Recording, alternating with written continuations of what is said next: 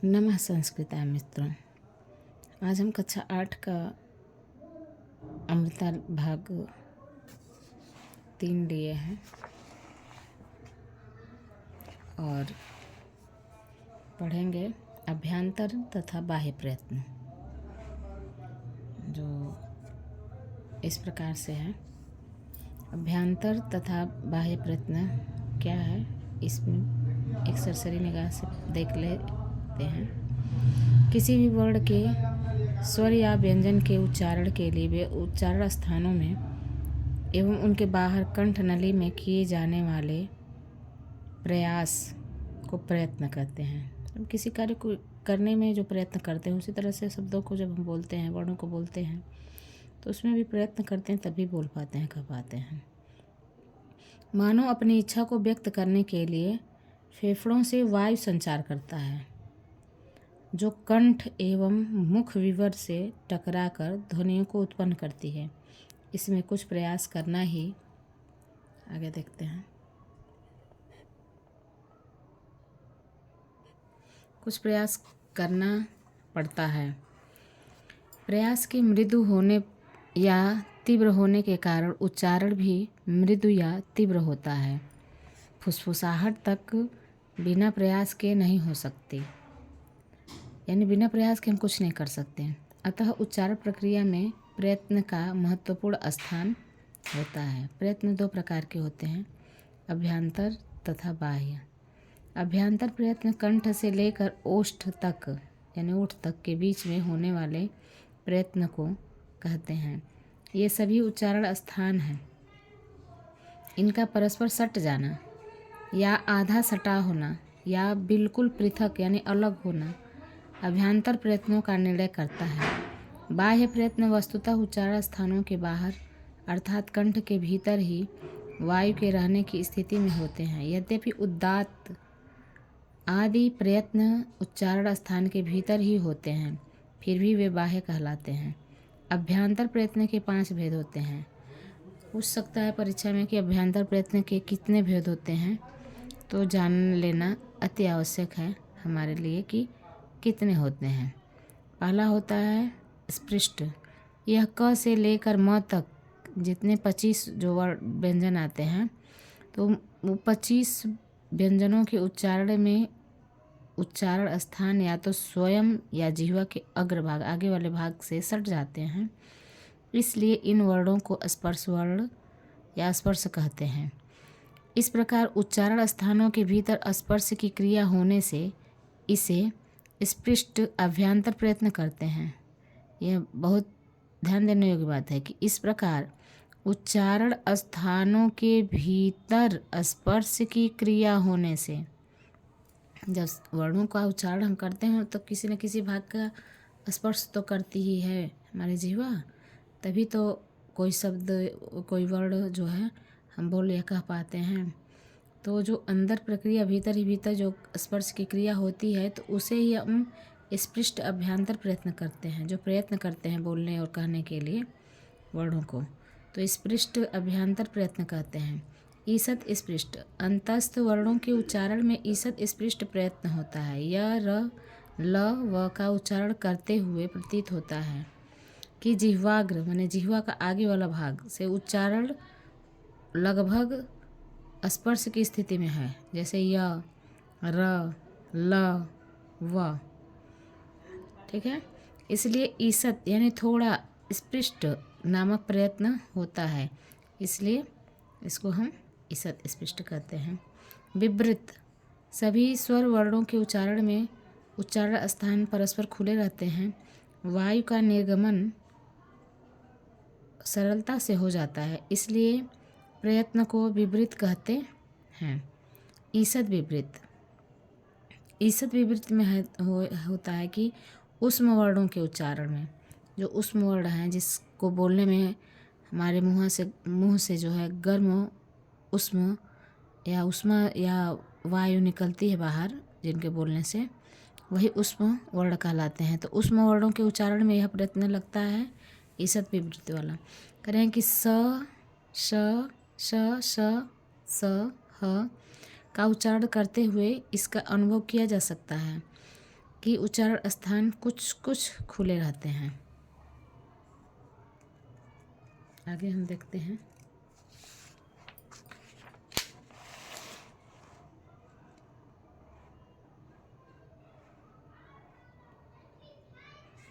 विवृत, क्षम्यतां। संवृत, यह व्याकरण की प्रक्रिया की दृष्टि से माना गया प्रयत्न है। ह्रस्व अ के उच्चारण में यह स्वीकृत है। बाह्य प्रयत्न वस्तुतः उच्चारण प्रक्रिया की सूक्ष्मता की व्याख्या करते हैं। इन्हें 4 वर्गों में देखा जा सकता है। अभी हम लोगों ने अभ्यंतर प्रयत्न पढ़ा, उसमें उसको 5 भागों में बांटा गया था, और यहाँ पे बाह्य प्रयत्न को 4 वर्गों में 4 भागों में बांटा गया है। देख लेते हैं इसे भी।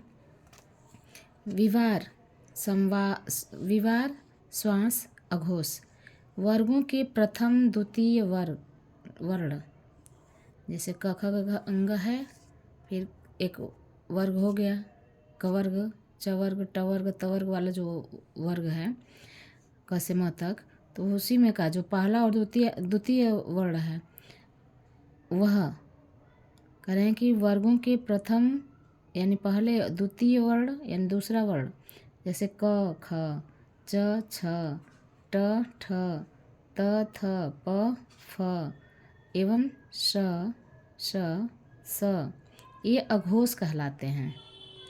पहला और दूसरा वर्ण क्या कहलाते हैं? अघोष कहलाते हैं। और उसके बाद ये उसमें वर्ण जो हैं ये भी अघोष कहलाते हैं। इनके उच्चारण में कंठ के नीचे स्थित स्वर यंत्र के द्वार खुले होते हैं, इसलिए इनके उच्चारण में तीव्र ध्वनि नहीं होती।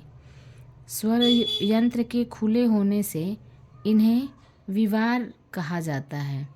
जो स्वर यंत्र का हम प्रयोग करते हैं तो खुले होने के कारण इन्हें विवार भी कहा जाता है।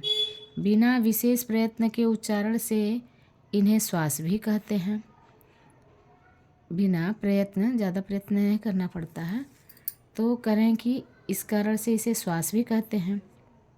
संवार, नाद, घोष, यह दूसरा है, इसको जान लेते हैं। अन्य व्यंजन तथा सभी स्वर घोष कहलाते हैं। अन्य व्यंजन जो ऊपर दिए गए थे उनके अतिरिक्त करें अन्य व्यंजन तथा सभी स्वर घोष कहलाते हैं। सभी स्वर घोष कहलाते हैं। इनके उच्चारण में विशेष ध्वनि यानी नाद होती है। स्वर यंत्र के द्वारों को प्रयत्नपूर्वक खुलवाना पड़ता है।